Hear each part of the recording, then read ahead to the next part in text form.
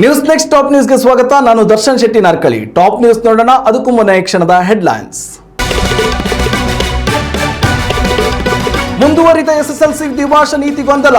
High court ಮೆಟ್ಟಿಲೇರಿದ ತೃತೀಯ ಭಾಷೆ ವಿವಾದ. ಸಚಿವ ಮಧು ಬಂಗಾರಪ್ಪರನ್ನ ಪ್ರತಿವಾದಿಯಾಗಿಸಿ ಅರ್ಜಿ ಸಲ್ಲಿಕೆ. ತೂಕ ಇಳಿಕೆ ಮದ್ದು ಮಾರುತ್ತಿರುವವರೇ ಎಚ್ಚರ ಎಚ್ಚರ. ಕೇಂದ್ರ ಆರೋಗ್ಯ ಸಚಿವಾಲಯದಿಂದ ಕಠಿಣ ಕಾನೂನು ಕ್ರಮ. ವೈದ್ಯರ ಚೀಟಿ ಇಲ್ಲದೆ ಔಷಧಿ ನೀಡಿದ್ರೆ ಮೆಡಿಕಲ್ ಶಾಪ್ ಲೈಸೆನ್ಸ್ ರದ್ದು. ಕರ್ನಾಟಕ ಮಹಿಳಾ ಕ್ರಿಕೆಟರ್ಸ್ಗೆ ಗುಡ್ ನ್ಯೂಸ್. ಮಾಜಿ ಸಿಂಹಿಣಿಯರಿಗೆ ಸಿಗಲಿದೆ ಮಾಸಿಕ ಪೆನ್ಷನ್. ಕೆಎಸ್ಸಿಎನಿಂದ ಮಹತ್ವದ ಘೋಷಣೆ. ಭಾನುವಾರ ಬಹುನಿರೀಕ್ಷಿತ ಚೆನ್ನೈ ವರ್ಸಸ್ ಆರ್ಸಿಬಿ ಮ್ಯಾಚ್. ಕೇವಲ 60 ಸೆಕೆಂಡುಗಳಲ್ಲಿ ticket sold out. High voltage ಮ್ಯಾಚ್ಗೆ ಕಾದು ಕುಳಿತ ಫ್ಯಾನ್ಸ್. ಪಂಜಾಬ್ ಕಿಂಗ್ಸ್ ನಾಯಕ ಶ್ರೇಯಸ್ ಅಯ್ಯರ್ಗೆ ಬಿಗ್ ಶಾಕ್. ಗುಜರಾತ್ ವಿರುದ್ಧದ ಗೆಲುವಿನ ಬಳಿಕ ಬಿತ್ತು ಫೈನ್. 12 ಲಕ್ಷ ಪಾವತಿಗೆ ಸೂಚನೆ. ಎಸ್ಎಸ್ಎಲ್ಸಿ ಪರೀಕ್ಷೆ ನಡೆಯುತ್ತಿರುವ ಸಂದರ್ಭದಲ್ಲಿಯೇ ಆರಂಭಗೊಂಡ ಈ ದ್ವಿಭಾಷಾ ನೀತಿ ಗೊಂದಲ ಇದೀಗ ರಾಜ್ಯ ಹೈಕೋರ್ಟ್ ಮೆಟ್ಟಿಲೇರಿದೆ. ರಾಜ್ಯದಲ್ಲಿ ಎಸ್ಎಸ್ಎಲ್ಸಿ ವಿದ್ಯಾರ್ಥಿಗಳಿಗೆ ತೃತೀಯ ಭಾಷೆಯ ಪರೀಕ್ಷೆಗೆ ಅಂಕಗಳ ಬದಲು ಗ್ರೇಡ್ ಅನ್ನು ನೀಡಿ ಅವರ ಪರೀಕ್ಷಾ ಹೊರೆಯನ್ನು ಕಡಿಮೆ ಮಾಡಬೇಕು ಎಂದುಕೊಂಡಿರುವ ರಾಜ್ಯ ಸರ್ಕಾರದ ನಡೆಗೆ ಪರ ವಿರೋಧದ ಚರ್ಚೆ ಜೋರಾಗಿಯೇ ನಡೆಯುತ್ತಿದೆ. ಈ ಎಲ್ಲದರ ನಡುವೆ ಇದೀಗ ಸಾರ್ವಜನಿಕ ಹಿತಾಸಕ್ತಿ ಅರ್ಜಿಯೊಂದು ರಾಜ್ಯ ಹೈಕೋರ್ಟ್ಗೆ ಸಲ್ಲಿಕೆಯಾಗಿದೆ. ಬೆಂಗಳೂರಿನ ಎಚ್ಎನ್ ಚಂದನ ಹಾಗೂ ಎಸ್ ವೆಂಕಟೇಶ್ ಎಂಬುವರು ಶಾಲಾ ಶಿಕ್ಷಣ ಇಲಾಖೆ ಕಾರ್ಯದರ್ಶಿ, ಆಯುಕ್ತರು, ಶಿಕ್ಷಣ ಸಚಿವ ಮಧು ಬಂಗಾರಪ್ಪರನ್ನ ಪ್ರತಿವಾದಿಗಳನ್ನಾಗಿಸಿ ಸಾರ್ವಜನಿಕ ಹಿತಾಸಕ್ತಿ ಅರ್ಜಿ ಸಲ್ಲಿಕೆ ಮಾಡಿದ್ದಾರೆ. ಎಸ್ಎಸ್ಎಲ್ಸಿ ವಿದ್ಯಾರ್ಥಿಗಳ ಪರೀಕ್ಷೆ ನಡೆಯುತ್ತಿರುವ ಸಂದರ್ಭದಲ್ಲಿಯೇ ಸಚಿವ ಮಧು ಬಂಗಾರಪ್ಪ ದ್ವಿಭಾಷಾ ನೀತಿಯ ಹೇಳಿಕೆ ನೀಡಿದ್ರು. ಸಾರ್ವಜನಿಕರ ಅಭಿಪ್ರಾಯ ಕೇಳದೆ, ಸಚಿವ ಸಂಪುಟ ಸಭೆಯಲ್ಲಿ ನಿರ್ಧರಿಸದೆ, ಅಷ್ಟೇ ಏಕೆ ಭಾಷಾ ತಜ್ಞರ ಅಭಿಪ್ರಾಯವನ್ನ ಕೇಳದೆ ಈ ನಿರ್ಧಾರವನ್ನ ಸಚಿವ ಮಧು ಬಂಗಾರಪ್ಪ ಘೋಷಿಸಿದ್ರು. ರಾಜ್ಯ ಸರ್ಕಾರದಿಂದ ದ್ವಿಭಾಷಾ ನೀತಿ ಕುರಿತಂತೆ ಅಧಿಕೃತ ಆದೇಶ ಹೊರಬಿದ್ದಿಲ್ಲ. ಆದರೆ ಎಸ್ಎಸ್ಎಲ್ಸಿ ವಿದ್ಯಾರ್ಥಿಗಳ ತೃತೀಯ ಭಾಷಾ ಪರೀಕ್ಷೆಗೂ ಮುನ್ನವೇ ಈ ರೀತಿಯ ಹೇಳಿಕೆಯನ್ನ ಸಚಿವ ಮಧು ಬಂಗಾರಪ್ಪ ನೀಡಿರುವುದರಿಂದ ವಿದ್ಯಾರ್ಥಿಗಳು ಗೊಂದಲಕ್ಕೆ ಒಳಗಾಗಿದ್ದಾರೆ. ಇದು ಅವರ ಪರೀಕ್ಷೆಯ ಮೇಲೆ ಪರಿಣಾಮ ಬೀರಬಹುದು. ಪರಿಚ್ಛೇದ 14ರ ಅಡಿಯಲ್ಲಿ ಸಚಿವರು ಸಮಾನತೆಯ ಹಕ್ಕನ್ನು ಉಲ್ಲಂಘಿಸಿದ್ದಾರೆ ಎಂದೆಲ್ಲ ಆರೋಪಿಸಿ ಸಾರ್ವಜನಿಕ ಹಿತಾಸಕ್ತಿ ಅರ್ಜಿ ಸಲ್ಲಿಕೆ ಮಾಡಲಾಗಿದೆ. ಜವಾಬ್ದಾರಿಯುತ ಸ್ಥಾನದಲ್ಲಿರುವ ಸಚಿವರು ಹೀಗೆ ಪರೀಕ್ಷೆಯ ಸಂದರ್ಭದಲ್ಲಿ ನೀಡಿರುವ ಹೇಳಿಕೆಯಿಂದ ವಿದ್ಯಾರ್ಥಿಗಳ ಭವಿಷ್ಯ ಅತಂತ್ರವಾಗಿದೆ. ಸರ್ಕಾರದ ಅಧಿಕೃತ ಆದೇಶದ ವಿನಃ ಯಾವುದೇ ನೀತಿಯನ್ನ ಸಚಿವರೊಬ್ಬರಿಗೆ ಜಾರಿಗೆ ತರಲು ಸಾಧ್ಯವಿಲ್ಲ. ಹೀಗಾಗಿ ಈ ಪ್ರಕರಣದಲ್ಲಿ ನ್ಯಾಯಾಂಗದ ಮಧ್ಯಪ್ರವೇಶದ ಅಗತ್ಯವಿದೆ. ಈ ರೀತಿಯ ವಿವಾದಾತ್ಮಕ ಹೇಳಿಕೆ ನೀಡಿರುವ ಸಚಿವರಿಂದ ಸ್ಪಷ್ಟನೆ ಕೇಳಬೇಕು ಎಂದು ಸಾರ್ವಜನಿಕ ಹಿತಾಸಕ್ತಿ ಅರ್ಜಿಯಲ್ಲಿ ಆಗ್ರಹಿಸಲಾಗಿದೆ. ಉತ್ತಮ ಸಂಸ್ಕಾರಯುತ ಶಿಕ್ಷಣದೊಂದಿಗೆ VSS English medium CBSE school Udupi Muddur. ನರ್ಸರಿಯಿಂದ 10ನೇ ತರಗತಿವರೆಗೆ ಶಿಕ್ಷಣದ ಜೊತೆಗೆ 5ರಿಂದ 10ನೇ ತರಗತಿವರೆಗಿನ ವಿದ್ಯಾರ್ಥಿನಿಯರಿಗೆ ಉತ್ತಮ ಹಾಸ್ಟೆಲ್ ಸೌಲಭ್ಯವೂ ಇದೆ. ನಿಮ್ಮ ಮಕ್ಕಳ ಪ್ರವೇಶಾತಿಗಾಗಿ ಈ ಸಂಖ್ಯೆಗೆ ಕರೆ ಮಾಡಿ. ತೂಕ ಇಳಿಕೆ ಎನ್ನುವುದು ಕಷ್ಟ ಸಾಧ್ಯವಾಗುವಂತಹ ಕೆಲಸ. ಇದಕ್ಕೆ ನಿಯಮಿತ ವ್ಯಾಯಾಮ, ಆರೋಗ್ಯಕರ ಆಹಾರ ಶೈಲಿ, ಬಾಯಿ ಚಪ್ಪಲದ ನಿಯಂತ್ರಣ, ಹೀಗೆ ನಾನಾ ಮಾರ್ಗಗಳಿವೆ. ಈ ಎಲ್ಲ ಮಾರ್ಗಗಳಲ್ಲಿ ಯಶಸ್ಸು ಕಂಡ ಬಳಿಕ ಮಾತ್ರ ತೂಕ ಇಳಿಕೆ ಸಾಧ್ಯ. ಆದರೆ ಅನೇಕರು ತೂಕ ಇಳಿಕೆಗೆ ಅಡ್ಡದಾರಿಯನ್ನು ಕಂಡುಕೊಂಡಿದ್ದು ಹಾರ್ಮೋನ್ ನಿಯಂತ್ರಿಸುವ ಮಾತ್ರೆಯ ಸೇವನೆಯ ಮೂಲಕ ತ್ವರಿತ ತೂಕ ಇಳಿಕೆಯ ಮಾರ್ಗ ಕಂಡುಕೊಂಡಿದ್ದಾರೆ.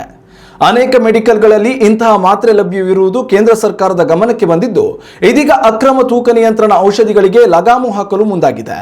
ಹಾರ್ಮೋನ್ ಆಧಾರಿತ ಔಷಧಿಗಳಾದ GLP-1 ರಿಸೆಪ್ಟರ್ ಅಗೋನಿಸ್ಟ್ಗಳ ಬಳಕೆ ಎಲ್ಲೆಂದರಲ್ಲಿ ಹೆಚ್ಚಿದ್ದು ಕೇಂದ್ರ ಸರ್ಕಾರದ ಆರೋಗ್ಯ ಸಚಿವಾಲಯ ಮತ್ತು ಭಾರತೀಯ ಔಷಧ ನಿಯಂತ್ರಣ ಮಂಡಳಿ ಇದರ ವಿರುದ್ಧ ಕಠಿಣ ಕ್ರಮಕ್ಕೆ ಮುಂದಾಗಿದೆ.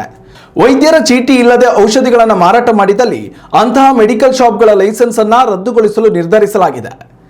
ತ್ವರಿತ ತೂಕ ಇಳಿಕೆ ಎಂಬ ಜಾಹೀರಾತುಗಳನ್ನು ನೀಡಿ ಜನರನ್ನ ತೂಕ ಇಳಿಕೆಯ ಔಷಧಿ ಸೇವಿಸುವಂತೆ ಪ್ರೇರೇಪಿಸುವ ಜಾಹೀರಾತುಗಳ ಪ್ರದರ್ಶನಕ್ಕೂ ಕಡಿವಾಣ ಹಾಕಲಾಗಿದೆ. ವೈದ್ಯರು ಸೂಚನೆ ನೀಡದೆ ಯಾವುದೇ ಮೆಡಿಕಲ್ ಶಾಪ್ಗಳು, ಆನ್ಲೈನ್ ಫಾರ್ಮಸಿಗಳು ಮತ್ತು ಕ್ಲಿನಿಕ್ಗಳಲ್ಲಿ ಹಾರ್ಮೋನ್ ಆಧಾರಿತ ತೂಕ ಇಳಿಕೆಯ ಯಾವುದೇ ಔಷಧಿಗಳನ್ನು ನೀಡುವಂತಿಲ್ಲ.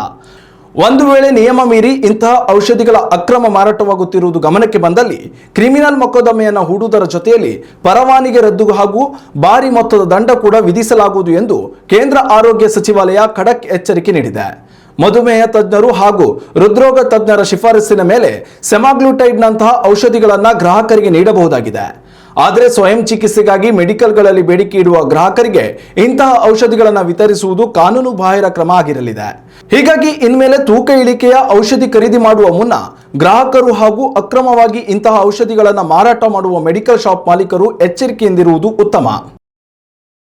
ವೆಂಕಟೇಶ್ ಪ್ರಸಾದ್ ಕರ್ನಾಟಕ ರಾಜ್ಯ ಕ್ರಿಕೆಟ್ ಸಂಘದ ಅಧ್ಯಕ್ಷರಾಗಿ ಆಯ್ಕೆಯಾದ ಬಳಿಕ ಕರ್ನಾಟಕ ಕ್ರಿಕೆಟ್ ಕ್ಷೇತ್ರದಲ್ಲಿ ಅನೇಕ ಮಹತ್ವದ ಬದಲಾವಣೆಗಳನ್ನು ತರಲಾಗ್ತಿದೆ.